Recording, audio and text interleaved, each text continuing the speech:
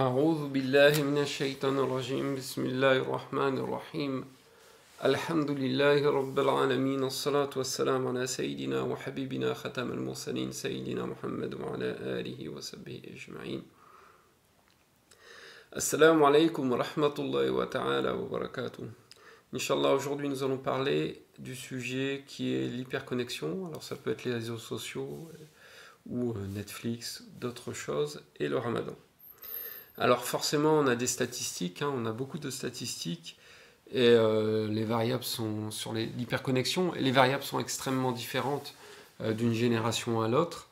Mais globalement ce qu'il faut retenir, c'est qu'il y a une hyperdépendance d'un Français sur deux sur les smartphones, qui est de 57%, c'est une étude de l'IFOP qui est datée de 2015.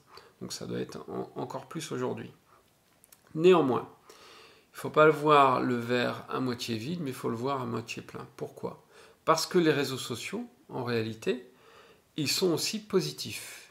Ils permettent déjà de se voir aujourd'hui.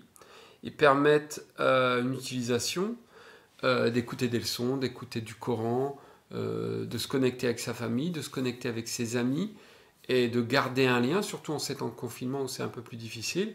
Et donc, c'est une bonne chose. Et j'ai envie de dire, c'est un peu comme le couteau. Le couteau, tu peux couper de la viande et nourrir ta famille. Ou qu'est-ce que tu peux faire ? Tu peux aussi tuer quelqu'un. Donc tu peux faire des choses qui sont positives ou des choses qui sont négatives. C'est un moyen.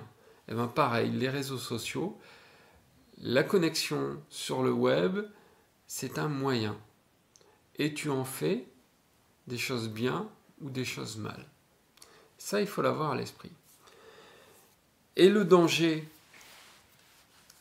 du réseau social, par exemple de Facebook ou d'autres, c'est l'addiction un peu errante, sans but, liée à l'ennui.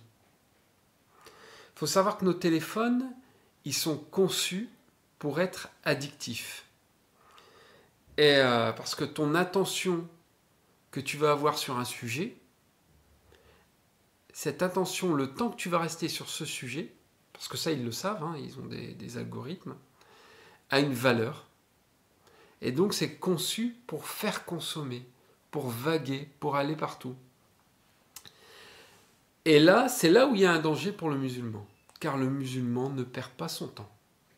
À cela, il y a des versets du Coran, bien évidemment. Sourate 99, verset 100, Allah dit, puis, quand la mort se présente à l'un d'eux, il s'écrie, Seigneur, fais-moi revenir sur terre afin que j'accomplisse quelques bonnes actions que j'avais négligé de faire. Donc on voit que le temps passé à vaguer, à ne rien faire, sera pour nous contre nous. Ce temps inutile, tu le regretteras. Il y a des hadiths de Sidna Muhammad sallallahu alayhi wa sallam en ce sens, et d'ailleurs c'est un dora. Ô Seigneur, je me réfugie auprès de toi contre les soucis et la tristesse, l'impotence et la paresse, l'avarice et la lâcheté, et contre le poids des dettes et la domination des hommes. C'est rapporté par l'imam Bukhari. Ou encore, Ibn Mas'ud radiallahu anhu nous rapporte: la chose que je regrette le plus dans ma vie, c'est de voir le soleil se coucher, signalant ainsi la fin d'une journée et la diminution de mes jours, et à laquelle ne correspond pas une augmentation de mes bonnes œuvres. Ibn Qayyim Jawzi nous dit: perdre le temps est pour toi pire que la mort, parce que perdre le temps te coupe de ton Seigneur et de l'autre monde. Par contre, la mort te coupe de ce bas monde et de ses habitants. Donc on voit que l'islam nous enseigne que la sunna de Sayyidina Muhammad sallallahu alayhi wa sallam, c'est de ne pas perdre son temps et d'être organisé.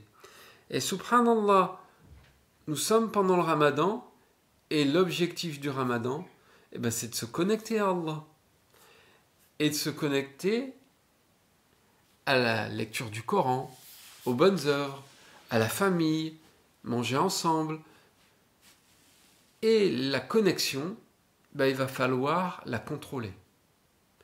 Alors par exemple, il y a une professeure hein, qui est de Stanford qui a écrit un livre sur cette économie des smartphones, de l'attention. Elle nous dit de se mettre un rituel de déconnexion afin de se concentrer à faire d'autres choses et d'être focalisé sur les choses que l'on fait. Le fait de couper les données nous permet d'être plus concentré sur autre chose. Et bien c'est pareil, on ne demande pas de déconnecter, parce que c'est comme on dit tout à l'heure, hein, il y a des effets positifs, mais il faut savoir couper pendant le ramadan pour se connecter à Allah, à se connecter à la prière. D'ailleurs, salat, ça vient de sila. Sila, c'est le lien, se lier à Allah. Et donc, pour se lier, il faut couper tout ce qui est autour de toi.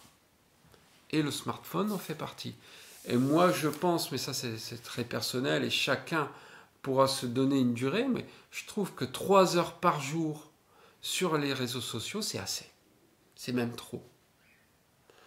1 heure le matin, donc entre WhatsApp, connexion avec les amis, connexion avec la famille, 1 heure sur Facebook pour regarder les nouvelles de nos chouyours, de notre shir, les leçons des frères, etc. Et puis 1 heure à voir les informations et voir d'autres choses. 3 heures par jour, ça me paraît amplement suffisant. Et autrement, on coupe les données et on passe à autre chose. Inch'Allah, Allahu a'lam, astaghfirullah, assalamu alaikum.